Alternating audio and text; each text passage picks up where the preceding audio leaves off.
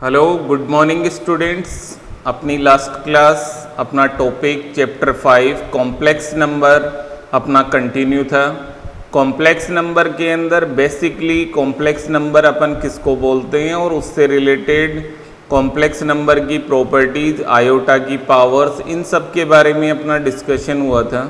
और 5.1 exercise standard form में किसी भी कॉम्प्लेक्स नंबर को रिप्रेजेंट अपन कैसे करते हैं, मल्टीप्लिकेटिव इन्वर्स अपन कैसे फाइंड आउट करते हैं, इस टाइप का डिस्कशन लास्ट 2 क्लासेज के अंदर चैप्टर 5 से रिलेटेड अपना चल रहा था। तो स्टूडेंट, कॉम्प्लेक्स नंबर होता क्या है, आई थिंक अब तक आप लोग अंडरस्टैंड कर चुके होंगे। और दूसरी बात अगर अपन करें तो 10th स्टैंडर्ड के अंदर आप लोगों ने एक चैप्टर पढ़ा था, 9th chapter, it is coordinate geometry. उसके अंदर आपने कहा था किसी भी पॉइंट के जो कोऑर्डिनेट होते हैं x, y इन कार्टेशियन प्लेन। तो आज अपन जो टॉपिक स्टार्ट कर रहे हैं कॉम्प्लेक्स नंबर से रिलेटेड, जो कार्टेशियन प्लेन होता है उसे अपन एक नया नाम दे रहे हैं, इट इज़ आर्गेंट प्लेन। और उस आर्गेंट प्लेन के अंदर किसी भी कॉम्प्लेक्स नंबर का मॉड्यूलस और उसका आर्ग्यूमेंट क्या होगा, इसको कैसे फाइंड आउट किया जाता है, और देन आफ्टर उस कॉम्प्लेक्स नंबर को आर्गेंट प्लेन के अंदर पोलर फॉर्म के अंदर अपन कैसे रिप्रेजेंट करेंगे, ये अपने टॉपिक रहेंगे। तो first of all Argand plane के अंदर किसी भी कॉम्प्लेक्स नंबर के जो पॉइंट्स हैं वो अपन कैसे प्लॉट कर सकते हैं, उनके बारे में अपन समझेंगे। तो स्टूडेंट, आप लोगों को फर्स्ट ऑफ ऑल एक कॉम्प्लेक्स नंबर नज़र आ रहे हैं, it is x plus iota y. Generally complex number को अपन a प्लस आयोटा बी की स्टैंडर्ड फॉर्म में लिखते हैं, बट आर्गेंट प्लेन के अंदर आप सब जानते हैं किसी भी पॉइंट के जो कोऑर्डिनेट आप कार्टेशियन प्लेन में रिप्रेजेंट करते थे वो आप लोग करते थे x, y। इसीलिए यहाँ पर मैंने कॉम्प्लेक्स नंबर z को x प्लस आयोटा y की फॉर्म में लिखा है, जिससे x और y की वैल्यू आप लोग इजीली उसके कोऑर्डिनेट बता सकें। तो आप देख रहे हैं कोई भी complex number standard form x plus iota y, there are 2 axis, x axis and y axis. और कॉम्प्लेक्स नंबर के जो पॉइंट के कोऑर्डिनेट है it is represent by x, y। इसके लिए मैं आपको कुछ एग्जाम्पल्स कॉम्प्लेक्स नंबर के 5 एग्जाम्पल आपको यहाँ नज़र आ रहे हैं। इनसे अपन x और y को कैसे डिसाइड करेंगे और कैसे उनको अपन प्लॉट करेंगे, ये मैं आपको समझा रहा हूँ। तो फर्स्ट कॉम्प्लेक्स नंबर Z1 आपको नजर आ रहा है, इट इज 2 प्लस 4 आयोटा। तो इसका अगर अपन standard form x plus iota y से अगर कंपैरिजन करते हैं तो यहाँ आप देख रहे हैं इसके पॉइंट के कोऑर्डिनेट बन रहे हैं, it is 2, 4। Second complex number it is -2, 3। Third complex number की बात करें, x की वैल्यू 0, y की वैल्यू 1। फोर्थ के अंदर x -5, y इज -2। और last complex number x 1 and y is -2। तो ये किसी भी कॉम्प्लेक्स नंबर के जो पॉइंट के कोऑर्डिनेट हैं, इनको अगर अपन कार्टेशियन फॉर्म में प्लॉट करें तो पहला पॉइंट आपको नजर आ रहा है, इट इज 2, 4। तो आप सब जानते हैं कि फर्स्ट क्वाड्रेंट बोलते हैं अपन इसको। फर्स्ट क्वाड्रेंट में अगर कोई भी पॉइंट होगा तो उसके दोनों साइन पॉजिटिव होंगी। सेकंड क्वाड्रेंट, इसके अंदर x नेगेटिव और y पॉजिटिव होगा। थर्ड क्वाड्रेंट की अगर अपन बात करें तो आप कहेंगे x भी नेगेटिव, y भी नेगेटिव होता है। और इन फोर्थ क्वाड्रेंट की अगर अपन बात करें तो आप लोग जानते हैं x पॉजिटिव और y नेगेटिव होगा। तो कोई भी कॉम्प्लेक्स नंबर के पॉइंट को कौन से क्वाड्रेंट में अपन रिप्रेजेंट करेंगे, जैसे फर्स्ट पॉइंट में आपको नजर आ रहा है दोनों पॉजिटिव हैं, इसका means 2, 4 it is in first quadrant. x -2, y 3 then it is second quadrant में होगा। 0, 1 x 0, y 1 it is on y axis. Then after -5, -2 ये आपका थर्ड क्वाड्रेंट में हो जाएगा।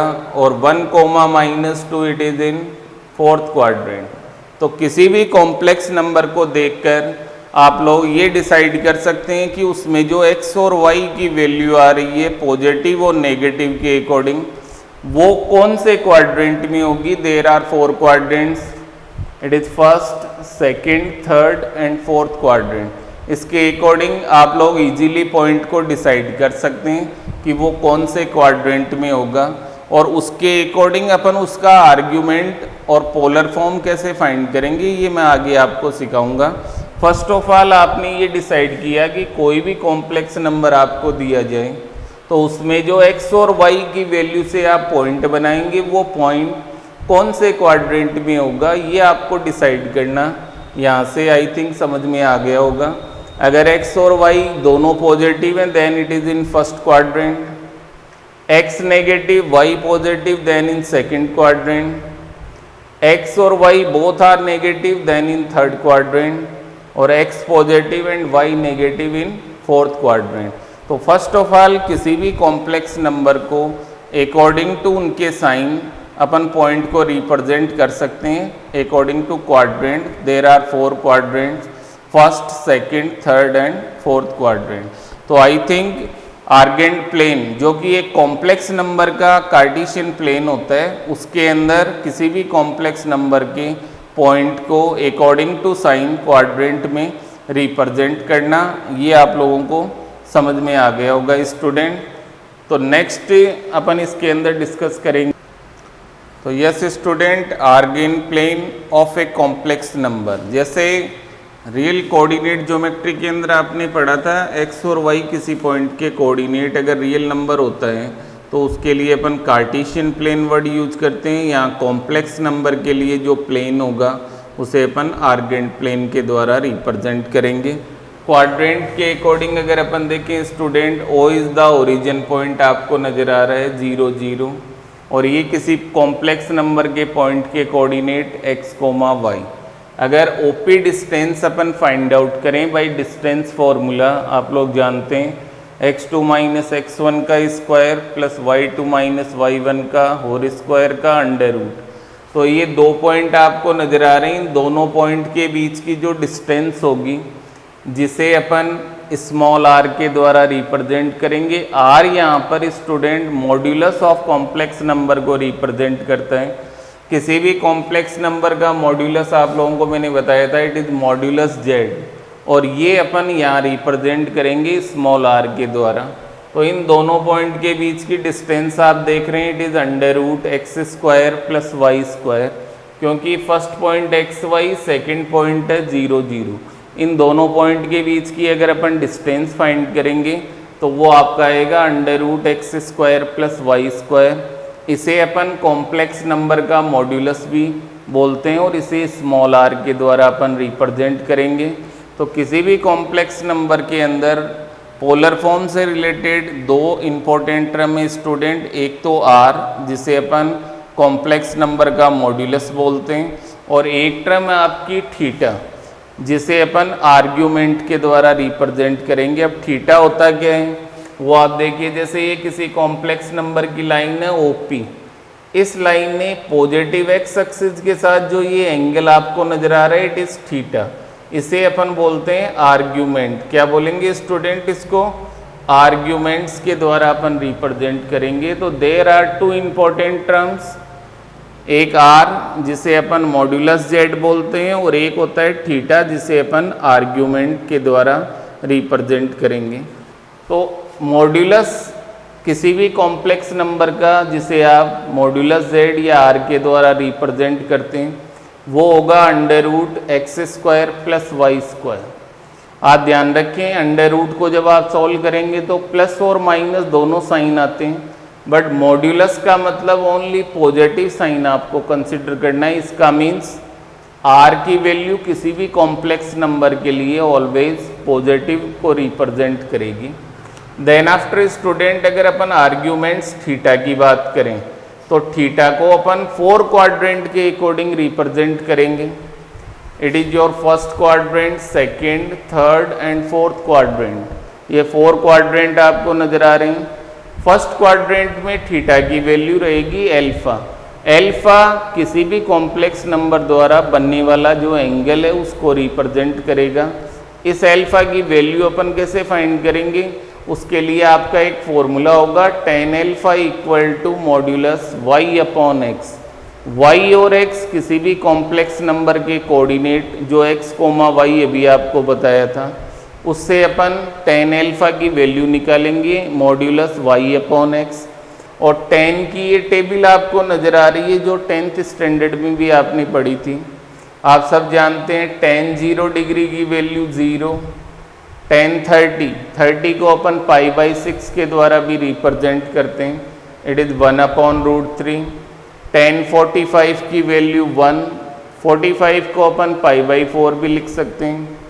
tan 60 की वैल्यू √3, 60 को अपन π/3 के द्वारा रिप्रेजेंट करते हैं। और tan 90 इनफाइनाइट जिसे अपन π/2 भी लिख सकते हैं। और इसमें एक चीज़ आपको ध्यान रखनी है, tan 180 जिसे पाई बोलते हैं उसकी वैल्यू भी 0 होती है, क्योंकि स्टूडेंट ये जो आपका थीटा है आर्ग्यूमेंट, इसकी एक रेंज है कि इसकी वैल्यू जो होगी इज ग्रेटर देन -π से बड़ी होगी and less than equal to pi के इक्वल या उससे स्मॉल रहेगी। तो आर्ग्यूमेंट किसी भी कॉम्प्लेक्स नंबर का होगा उसे अपन थीटा के द्वारा रिप्रेजेंट करेंगे। और अकॉर्डिंग टू y और x की वैल्यू से अपन अकॉर्डिंग टू क्वाड्रेंट थीटा की वैल्यू जो कि अल्फा की फॉर्म में है वो अपन फाइंड आउट करेंगे। फर्स्ट क्वाड्रेंट में अगर x y आ रहे हैं तो थीटा इक्वल टू अल्फा हो जाएगा। सेकेंड क्वाड्रेंट में अगर पॉइंट आ रहा है कॉम्प्लेक्स नंबर का तो थीटा की value pi minus alpha. Third quadrant में थीटा होगा अल्फा माइनस पाई। और फोर्थ क्वाड्रेंट में थीटा की वैल्यू होगी माइनस अल्फा। ये आपको लर्न रखना है। और अल्फा फाइंड आउट करेंगे अपन tan alpha equal to modulus y upon x से। तो there are two important terms, एक तो मॉड्यूलस ऑफ कॉम्प्लेक्स नंबर जिसे अपन रिप्रेजेंट करेंगे r के द्वारा। तो modulus represent by r and argument is represent by theta. तो किसी भी कॉम्प्लेक्स नंबर को अगर आपको पोलर फॉर्म में रिप्रेजेंट करना है इन आर्गेंट प्लेन तो उसके अंदर there are two important terms, एक आपकी टर्म होगी r और एक थीटा। ये दोनों बातें आपको मैंने बताई। और r और थीटा की वैल्यू जब आप फाइंड करेंगे then after polar form of a complex number is equal to r, bracket में आप देख रहे हैं it is cos theta plus iota sine theta. तो इस पोलर फॉर्म की जो स्टैंडर्ड फॉर्म आपको नजर आ रही है इसमें दो मेन इंपॉर्टेंट चीज़ें, एक तो r की वैल्यू और एक थीटा की वैल्यू। तो किसी भी कॉम्प्लेक्स नंबर से r और थीटा अपने को कैसे फाइंड आउट करना है, पहले तो आपको ये सीखना है। और देन आफ्टर किसी भी कॉम्प्लेक्स नंबर को पोलर फॉर्म में अपन कैसे रिप्रेजेंट करेंगे ये आपको बताना है। तो स्टूडेंट थीटा और r की वैल्यू किस ढंग से आप लोग फाइंड करेंगे वो अब आप लोग देखेंगे कि कोई भी कॉम्प्लेक्स नंबर आपको दिया जाए तो yes student, first question 5.2 exercise, उसमें आपसे कहा जा रहा है find the modulus and the argument of each of the complex number in question first and second. तो फर्स्ट और सेकंड क्वेश्चन के अंदर आपको दो ही चीज़ें फाइंड आउट करनी है, एक तो कॉम्प्लेक्स नंबर का मॉड्यूलस जिसे आप r के द्वारा रिप्रेजेंट करेंगे और एक उसका आर्ग्यूमेंट जिसे आप थीटा के द्वारा रिप्रेजेंट करेंगे। तो दोनों टर्म आपको फाइंड आउट कैसे करनी है ये इन दो क्वेश्चन में मैं आपको एक्सप्लेन करूँगा। तो आप बहुत ध्यान से इनको समझेंगे क्योंकि r और थीटा जब आपको फाइंड करना आ जाता है किसी भी कॉम्प्लेक्स नंबर का तो देन आफ्टर आप उस कॉम्प्लेक्स नंबर का जो पोलर रिप्रेजेंटेशन है आर्गेंट प्लेन में वो आप इजीली कर सकते हैं। तो फर्स्ट क्वेश्चन को अगर आप लोग ध्यान से देखें student, z equal to it is -1 minus iota √3। तो कोई भी कॉम्प्लेक्स नंबर आए फर्स्ट ऑफ ऑल इसकी कंपेयर आपको करना है it is x plus iota y से, स्टैंडर्ड फॉर्म से। इसके अकॉर्डिंग आपका जो पॉइंट है x की वैल्यू इट इज -1 और y की वैल्यू आप देख रहे हैं इट इज -√3। ये आपके पॉइंट के कोऑर्डिनेट आ जाएंगे, इट इज x, y। तो फर्स्ट ऑफ ऑल कोई भी कॉम्प्लेक्स नंबर आए उससे आप लोग x और y की वैल्यू फाइंड आउट करेंगे। अगर इन दोनों वैल्यूज को आप ध्यान से देखें तो x की टर्म भी नेगेटिव और y की टर्म भी आपको नेगेटिव नज़र आ रही। इसका मीन्स ये जो आपका पॉइंट है आप लोग इजीली बता सकते हैं कि कौन से क्वाड्रेंट में होगा। First, second, third, four, there are 4 quadrant. x और y की वैल्यू अगर दोनों नेगेटिव है तो ये आपका point -1, -√3 are in third quadrant. ये आपको ध्यान रखना है, या तो फर्स्ट में या सेकंड या थर्ड या फोर्थ, या फिर एक्सिस पे हो सकता है एक्स एक्सिस, या फिर आपकी वाई एक्सिस पे हो सकते हैं। तो x और y की वैल्यू डिसाइड होने के बाद आप इस कॉम्प्लेक्स नंबर का मॉड्यूलस फाइंड करेंगे, जिसे आप लोग मॉड्यूलस z या r के द्वारा रिप्रेजेंट करेंगे। और r की वैल्यू x² + y² का अंडर रूट आपको सॉल्व करना है। तो r = x की वैल्यू आप देख रहे हैं इट इज़ -1, y की वैल्यू इट इज़ -√3 का स्क्वायर। तो r = इट इज़ 1 + 3 4, √4 की वैल्यू ±2 होती है, बट आपको मॉड्यूलस पॉजिटिव लेना होता है। तो यहाँ modulus of complex number r = 2। Then after student theta जो आर्ग्यूमेंट है वो फाइंड आउट करने से पहले आपको एल्फा की वैल्यू फाइंड आउट करनी पड़ती है। एल्फा की वैल्यू आप कैसे फाइंड करेंगे? tan अल्फा = मॉड्यूलस y/x, ये आपका फॉर्मूला होगा। tan अल्फा आप देख रहे हैं y की वैल्यू है -√3, x की वैल्यू -1। तो tan अल्फा = मॉड्यूलस √3। और आप सब जानते हैं मॉड्यूलस के अंदर कोई भी वैल्यू होगी वो पॉजिटिव होगी, देन इट इज़ √3। तो स्टूडेंट अभी आपको मैंने tan की टेबल बताई थी, उसमें आप लोग बता सकते हैं कि tan में √3 इट इज़ 60 डिग्री। तो आप इसको लिख सकते हैं tan alpha it is tan π/3। π/3 का मतलब 60 डिग्री। tan से tan बोथ साइड में कैंसिल और अल्फा की वैल्यू आपकी आएगी इट इज़ π/3। तो स्टूडेंट r फाइंड आउट करने के बाद किसी भी कॉम्प्लेक्स नंबर का एल्फा जो एंगल है वो कितने डिग्री का है वो आपको फाइंड करना है। तो एल्फा की वैल्यू यहाँ आ रही है π/3। अब आप लोगों को इसका आर्ग्यूमेंट जो थीटा है वो फाइंड आउट करना है। तो आर्ग्यूमेंट थीटा ये अकॉर्डिंग टू क्वाड्रेंट अपने को फाइंड आउट करना है। आप देख रहे हैं ये आपका पॉइंट थर्ड क्वाड्रेंट में है। थर्ड क्वाड्रेंट में थीटा की वैल्यू अल्फा -π होती है। तो इट इज़ अल्फा -π। अल्फा की वैल्यू इट इज़ π/3 एंड -π। इसे जब आप लोग सॉल्व करेंगे स्टूडेंट एलसीएम लेकर तो इट इज़ -2π/3। तो फर्स्ट क्वेश्चन में r की वैल्यू 2 और थीटा की वैल्यू आ जाएगी -2π/3। तो फर्स्ट क्वेश्चन में आपको r और थीटा फाइंड करना था, दोनों इस ढंग से आपको फाइंड आउट करने। देन आफ्टर सेकंड क्वेश्चन की अगर अपन बात करें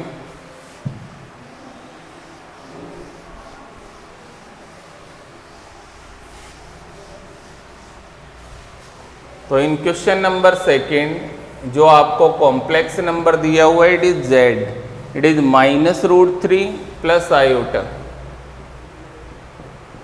तो अगर अपन इसका स्टैंडर्ड फॉर्म से कंपेयर करते हैं it is x plus iota y। यहाँ पर आप 1 लिख सकते हैं क्योंकि ओनली आयोटा लिखा हुआ है, इसका मतलब उसका कोफिशिएंट 1 होगा। तो दोनों का अगर अपन कंपेयर करें तो कॉम्प्लेक्स नंबर के जो पॉइंट के कोऑर्डिनेट इन आर्गेंट प्लेन x की वैल्यू -√3 और y इज 1। इन दोनों वैल्यू जो x y की वैल्यू आ रही है आप देख रहे हैं x नेगेटिव एंड y आ रहा है आपका पॉजिटिव। तो अगर क्वाड्रेंट की बात करें तो आप बता सकते हैं ये पॉइंट जो है आपका वो कौन से क्वाड्रेंट में होगा। तो आप देख सकते हैं x negative y positive, then it is second quadrant. तो ये आपको यहाँ पता लग जाएगा कि पॉइंट किस क्वाड्रेंट में, सेकंड क्वाड्रेंट में तो फर्स्ट ऑफ ऑल इसका मॉड्यूलस अपन फाइंड करेंगे, जिसे आप लोग जेड आर के द्वारा रिप्रेजेंट करते हैं। It is under root x square plus y square. आप देख रहे हैं x की वैल्यू -√3, y की वैल्यू है 1, तो अंडर रूट के अंदर 3 + 1 अंडर रूट 4, और r always positive, then r की वैल्यू हो जाएगी 2। देन आफ्टर स्टूडेंट एल्फा की वैल्यू फाइंड करने के लिए फॉर्मूला रहेगा tan alpha equal to modulus y/x।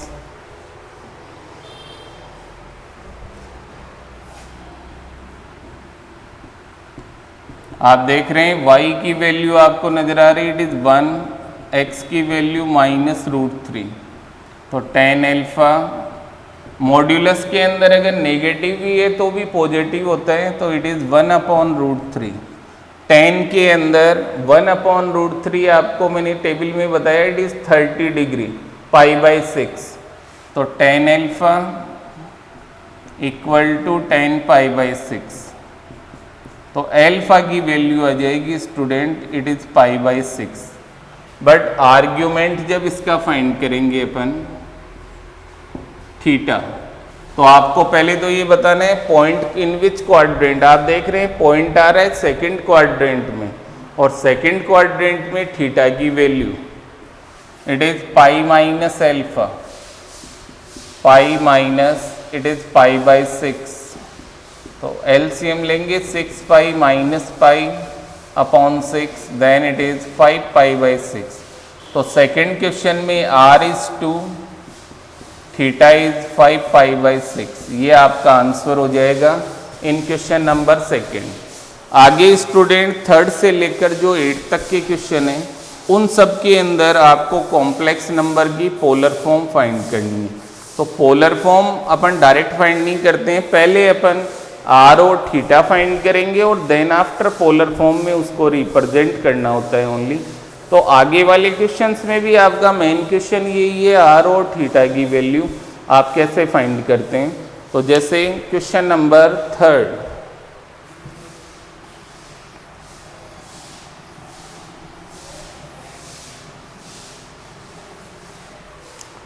Number question की अगर अपन बात करें स्टूडेंट, तो जो कॉम्प्लेक्स नंबर आपको दिया हुआ है z, it is 1 - i।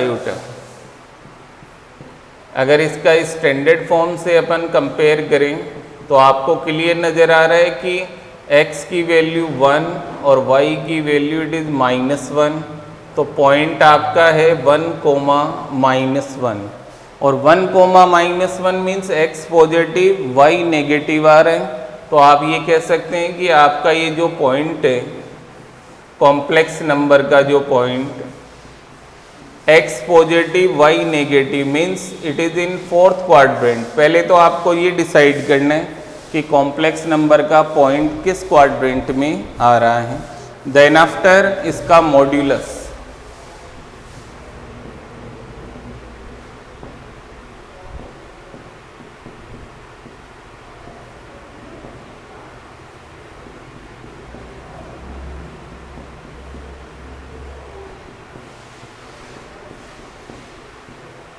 r की वैल्यू आ रही student is √2, modulus of complex number is √2। Then after alpha की वैल्यू अपन फाइंड करेंगे, अपना जो फॉर्मूला है tan alpha equal to modulus y/x। आप देख रहे हैं y इज -1, x है 1, मॉड्यूलस -1, और मॉड्यूलस में अगर चाहे नेगेटिव हो चाहे पॉजिटिव, इट इज़ पॉजिटिव, और tan की टेबल में 1, तो आप लोगों को मैंने बताया इट इज़ tan π/4, tan 45 की वैल्यू। तो अल्फा की वैल्यू आपकी यहाँ आ रही है student, it is π/4, but theta argument according to quadrant, fourth quadrant में आपका पॉइंट है, तो फोर्थ क्वाड्रेंट में थीटा की वैल्यू मैंने आपको बताई इट इज़ -α, तो आपका आर्ग्यूमेंट हो जाएगा इट इज़ -π/4। तो स्टूडेंट r की वैल्यू √2 और थीटा की वैल्यू -π/4।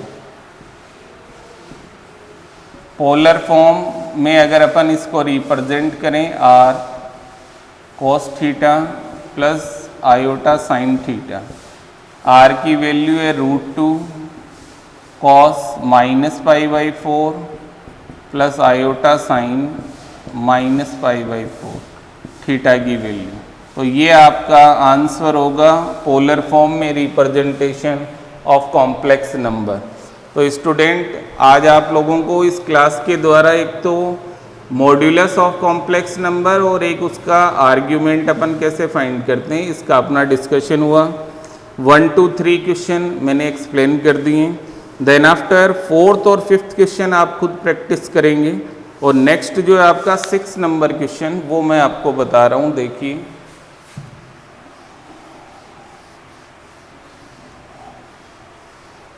तो in question number 6 z equal to आपको लिखा हुआ है student it is only -3 no iota, तो इसकी स्टैंडर्ड फॉर्म -3 प्लस आयोटा 0 इस फॉर्म में इसको लिखना है। अगर standard form x plus iota y से इसका अपन कंपेयर करें तो x की वैल्यू -3 आ रही है और y की वैल्यू 0 आ रही है आपकी। तो फर्स्ट ऑफ ऑल अगर इसका अपन क्वाड्रेंट देखें तो आप देख रहे हैं x -3 एंड y इज 0, तो it is on negative x axis के ऊपर ये आपका पॉइंट रहेगा -3, 0। तो आपको ये ध्यान रखना है it is negative x axis, no any quadrant, ये आप ध्यान रखेंगे। तो आप लोग सबसे पहले इसका मॉड्यूलस फाइंड करेंगे z, जिसे आप r के द्वारा रिप्रेजेंट करेंगे। It is √x² plus y², x की वैल्यू इट इज -3 का स्क्वायर प्लस 0 का स्क्वायर, तो r की वैल्यू आ जाएगी 3। देन आफ्टर एल्फा की वैल्यू अपन फाइंड करेंगे। अपना जो फॉर्मूला है tan alpha equal to modulus y/x,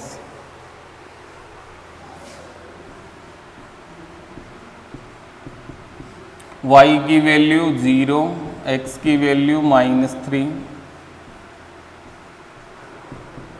ये आप देख रहे हैं इट इज 0। और tan के अंदर स्टूडेंट 0 या तो tan 0 होता है या tan पाई होता है, 0 एंगल नहीं है इसलिए उसको अपने को रिप्रेजेंट नहीं करना है, क्योंकि थीटा की value is greater than -π less than equal to pi, तो अपने को पाई की फॉर्म में इसको लिखना है।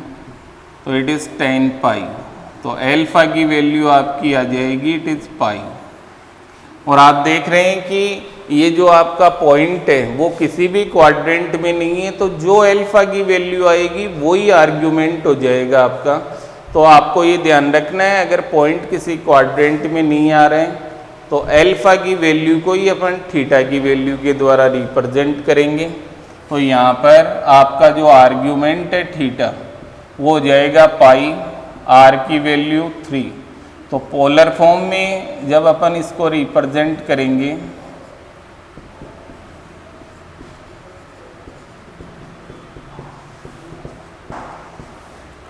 It is 3 cos π plus iota it is sine pi, ये आपका आंसर हो जाएगा question number 6।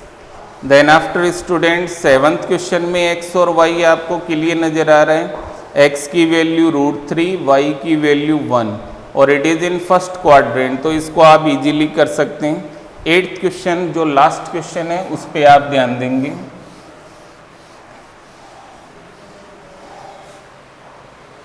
z equal to it is iota, standard form में इसको लिखें 0 प्लस आयोटा डॉट 1। तो इसका अगर अपन कंपेयर करें स्टैंडर्ड फॉर्म से तो x की वैल्यू 0, y की वैल्यू 1 आ रही है आपकी, x 0 y 1। तो फर्स्ट ऑफ ऑल अगर आप देखें तो 0,1 is on positive y axis पर ये आपका पॉइंट आएगा, किसी भी क्वाड्रेंट में ये पॉइंट आपका नहीं आएगा। इसका मॉड्यूलस जब अपन फाइंड करेंगे it is √x² plus y², x की वैल्यू 0 और y की वैल्यू 1, तो r इक्वल टू √1 या r की वैल्यू 1 आ जाएगी।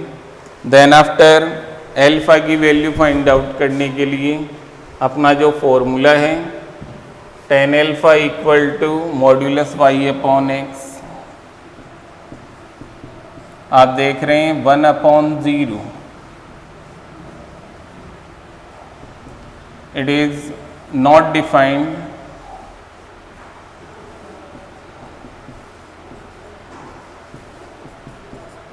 तो एल्फा की वैल्यू आ रही है π/2 और साथ में आप देख रहे हैं पॉइंट किसी भी क्वाड्रेंट में नहीं आ रहे हैं, एक्सिस पर आ रहे हैं, वाई एक्सिस पर, तो थीटा की वैल्यू एल्फा के इक्वल होगी। तो आपका आर्ग्यूमेंट थीटा हो जाएगा π/2 और r की वैल्यू 1। तो पोलर फॉर्म में जब अपन इसको रिप्रेजेंट करेंगे